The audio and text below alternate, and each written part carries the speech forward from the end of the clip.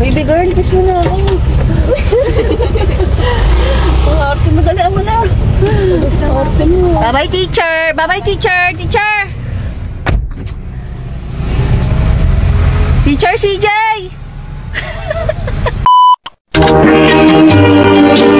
Missing someone. Missing someone. Missing someone.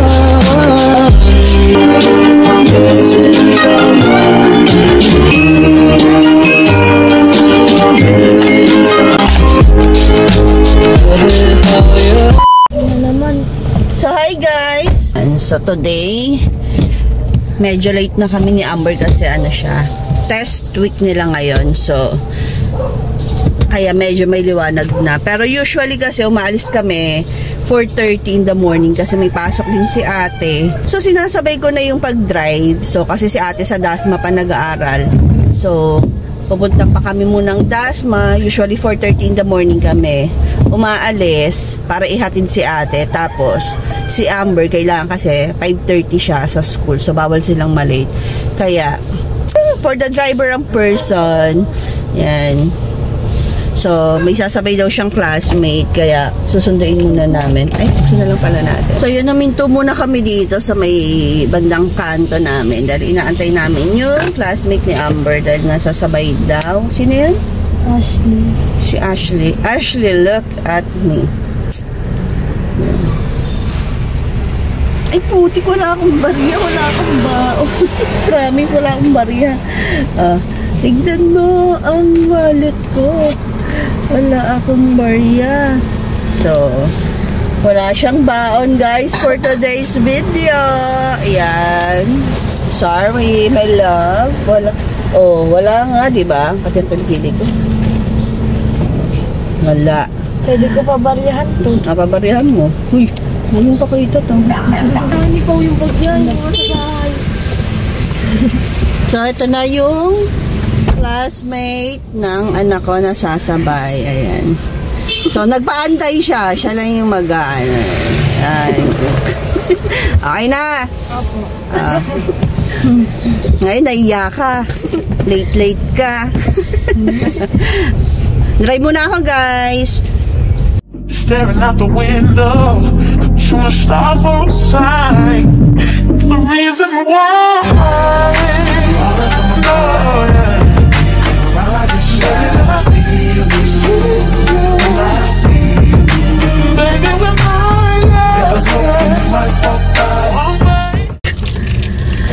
So yun guys, nandito na kami sa school at bababa na sila. Baba mo yun. Wala siyang baon. Be, mamaya ako na lang bigay ha. Thank you. Kiss na mami. Ay! Ayoko yan. Baby girl, kiss mo na ako. Arte mo, dali mo na. Arte mo. So, ayan guys, natid ko na sila. So, ako naman uuwi at ihatid ko naman si CJ.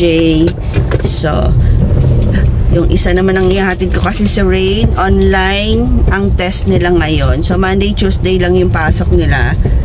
Dahil may test din sila. Test week din nila ngayon actually. So, ayun.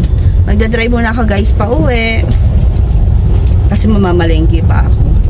Ang dami ko pang hana sa buhay. Tapos mamaya, tsaka ako magtatrabaho pagtapos kong gawin yung mga gawain ko para sa mga bagets na to. So, yun lang guys. Mamaya na lang ulit. So, yun guys. Maglalakad muna ako.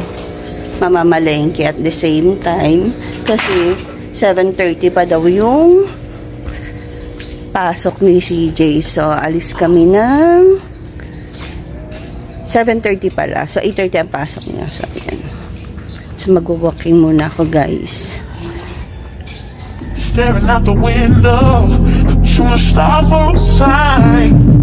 The reason why you're always on my mind.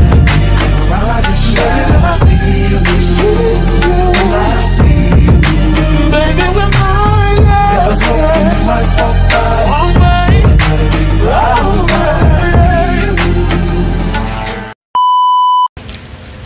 So, yun guys. As cooking ina naman tayo ngayon. Ayan. luncheon meat and egg. Tapos, magsasangag ako. So, maya-maya ko pa siya ihahatid. 7 o'clock pa lang. So, 7:30 yung alis niya dito dahil 8:30 daw ang pasok niya. Medyo malayo ang school ni CJ.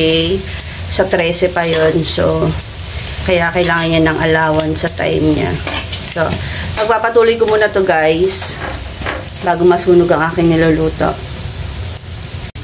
So, sino? Oo. So, yun guys, nagpe-prepare na si Teacher CJ para sa pagpasok. So, siya naman ang ihahatid ko, diba? Pinuno ng simbahan na hayagang inuusig. Naway mabigyan ng tamang lakas upang manatili sa kanilang pananampalataya. Manalangin tayo. Gawin mong karapat-dapat ang aming buhay sa iyo, O Panginoon. Makukulat ka naman! Naway Umalis ka nga! magpapatubayan ang kanilang mga Ikaw ka na ako So, yun guys, nagre-ready na si teacher. Ayan. So, bakit tinutulak pag higitahin natin? Tignan mo. Yung rep kong sir. So, paalis na kami. Ihatid ko muna siya at medyo malayo ang school niya sa 13 pa nga. Medyo inaantok na ako talaga guys. Kakakain ko lang din kasi. Kaya mag-cellphone. So, teacher! Diba? Nagmamadali siya. Siya ngayon nang wala. Seatbelt for safety. So, ayan siya. Teacher, bilisan mo. Malilate ka. Yung bag mo, hindi tayo kasi. Alisin mo muna. Oh my God! So, ayan guys. Graduating na yung pamangking ko. Bakit ba parang gigil na gigil ka palagi pag binibidyoan kita? Alam mo, bilisan mo na. So guys, magdadrive muna kami. Hatid ko muna si Teacher CJ. Teacher. Laptop. Teacher. Porket may baong ka na, suplada ka na. May 100 pa. Sa susunod guys, hindi na ako magbibigay ng advance allowance nila kasi kasi advance mo na. Ganyan sila. Pag nabigyan na sila ng allowance, hindi na sila namamansin. Ayun, lalo na to. Wala kang lagay ko. So, ayan guys. Ipagdadrive ko muna si Teacher. Mabay ka ng Teacher. Bye.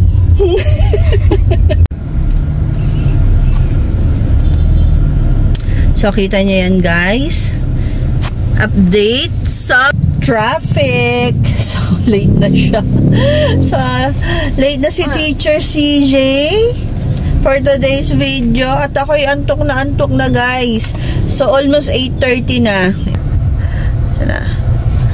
Ayan. So, almost 8:30 ang pasok niya. So, malilate siya for sure kasi medyo malayo pa kami. 15 minutes away pa yung school. 10 minutes away pa halos yung school niya. So, yun nga, sobrang traffic. At antok na talaga ako. Sa malamang, pag uwi ko neto, matutulog muna ako at mamaya ako napupuntahin yung client ko after lunch. Hindi ko na talaga carry. So, eto ang aking araw-araw na ginagawa, guys. So, magdadrive muna ako ulit. Bye-bye, teacher! Bye-bye, teacher! Teacher! Teacher CJ! Mukhang may naiwan siya. Ayun. Tumatakbo. Hindi ko alam kung ano yun. Bakit kaya?